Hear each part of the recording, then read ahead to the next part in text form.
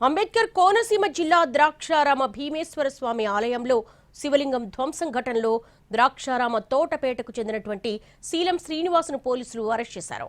శ్రీనివాస్ కు తన ఇంటి సమీపంలో ఉన్న పంట కాలువ స్థలం విషయంపై ద్రాక్షారామ ఆలయ ఉద్యోగులతో కొంతకాలంగా వివాదం కొనసాగుతోంది. ఆలయ ఉద్యోగులు పూజారిపై కక్ష పెంచుకున్న నిందితుడు తప్పుడు కేసు మోపే ఉద్దేశంతో పక్క ప్లాన్ చేశాడు. గుడిలో పూజారి శివలింగానికి నిత్య పూజలు చేస్తుండగా గమనించిన శ్రీనివాస్ ప్లాన్ ప్రకారం శివలింగాన్ని ధ్వంసం చేసినట్టుగా పోలీసుల విచారణలో తేలింది.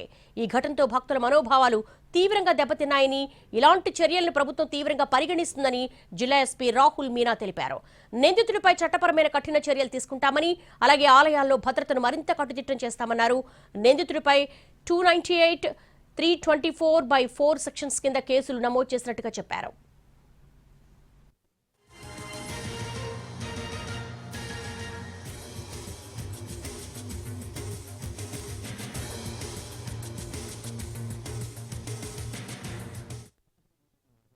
పక్కన ఒక 2-3తో కొంచెం ఇది కెనాల్ గురించి ఒక డిస్ప్యూట్ ఉంది.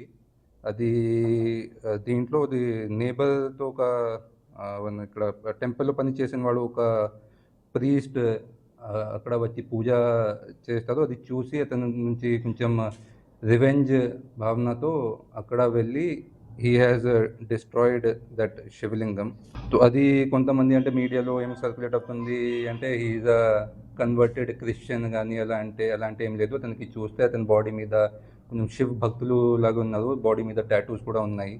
So all that is not correct. He is like Hindu, devoted Hindu practising this religion. అంతా మేము అతను దగ్గర నుంచి అంత బట్టలు ఏమి వేసుకున్నారు, అది టైంకి అతను స్కూటీ, వెపన్స్ కూడా ఏమి యూజ్ చేశారు, ఇది అంతా సీజ్ చేయడం జరిగింది. ద్రాక్షారామం ఘటనపై దేవాదాయ శాఖ మంత్రి ఆనం రామనారాయణ రెడ్డి స్పందించారు. ద్రాక్షారామం, సింహాచలం, నంద్యాల ఆలయ ఘటనలపై ప్రభుత్వం వెంటనే స్పందించి తగిన చర్యలు చేపట్టిందన్నారు. ఇలాంటి ఘటనలు పునరావృతం కాకుండా చర్యలు తీసుకోవాలని అధికారులను ఆదేశించామన్నారు.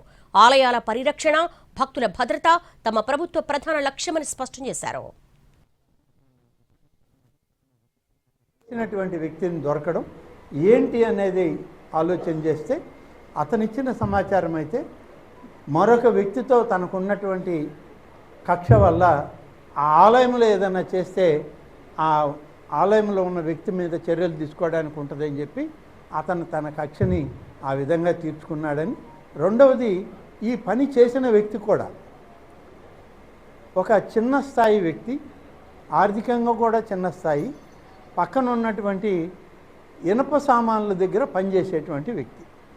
అతని దగ్గర ఎప్పుడు ఒక సుత్తి, ఒక ఉల్లి రెండు అతని బ్యాగ్లో ఉంటాయి. ఎందుకంటే అతను ఇనుప సామాన్ల దగ్గర, ఇనుప స్టీల్ రాడ్స్ అమ్మేటువంటి దగ్గర ఉంటాడు కాబట్టి అవి అవసరమైనప్పుడు వాడుకోవడానికి అతను ఆ సామాన్ ఎప్పుడు బ్యాగ్లో తీసుకెళ్తూ ఉంటాడు. దాన్ని ఉపయోగించి ఈ పని చేశాడని చెప్పి ఎస్పీ గారు పొద్దునకంతా దాన్ని వివరించడం జరిగింది. ద్రాక్షారామంలో శివలింగం ధ్వంసం చేయడంపై హిందూ సంఘాలు ఆగ్రహం వ్యక్తం చేస్తున్నాయి. వ్యక్తుల మధ్య విభేదాలుంటే వ్యక్తిగతంగా చూసుకోవాలి తప్ప దేవుడి దగ్గరికి రావడం సరికాదంటున్నాయి. లింగానికి వాయు ప్రతిష్ఠ నిర్వహించి మళ్లీ ఏర్పాటు చేశామంటున్నారు. మరింత సమాచారం మా ప్రతినిధి సాయి సుధీర్ అందిస్తారు. ద్రాక్షారామంలో శివలింగం ధ్వంసం అనేది హిందూ సంఘాలు ఆగ్రహం వ్యక్తం చేస్తున్నారు.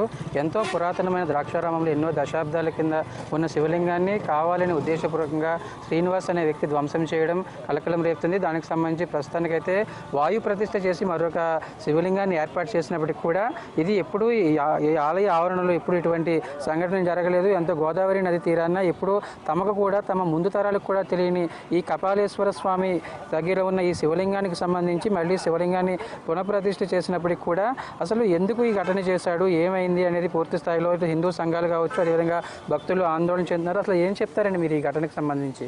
సరి అయినటువంటి రక్షణ ఒకటి ముందర ముఖ్యంగా కావాలి. దేవస్థానం వాళ్ళు ఇది రక్షణ కల్పించాలి. తర్వాత ఇది చాలా దారుణమైన చర్య. ఇటువంటి కార్యక్రమాలు ముందు జరగకుండా అందరూ కూడా దాన్ని నివారించాలని నా అభిప్రాయం. ఎట్లా ఉంటుందండి ఇక్కడ, ఎలా ఉంటుందండి ఆలయంలో ఇప్పుడు రక్షణ కావచ్చు, అదేవిధంగా ఇంత ముందు అంతా చాలా బాగానే ఉండేది. ఇద్దరు కూడా మామూలుగా కూరగాయలు అందరూ ఉన్నారు. ఈ జనాలు అందరూ ఎక్కువైపోయిన మూలాన్ని వాళ్ళు చేయలేక అలాగా అయింది తప్ప రోజు దానికి ఎవరో ఒకరు గంటకి వచ్చి చూస్తూనే ఉంటారు. ఇవన్నీ చుట్టూరు ప్రహారం అది కాపుతూనే ఉంటారు. ఇక్కడ వచ్చే వాళ్ళది కూడా స్వామి పూజ దమ్ములు దండబెట్టేసి వెళ్ళిపోతుంటారు. వచ్చి ప్రతి భక్తులు కూడా వస్తూనే ఉంటారు. ఇది చీకటి వేళలో జరిగింది కనుక అలాగా అయ్యి ఉండొచ్చు, ఎందుకంటే ఎప్పుడూ లేదు.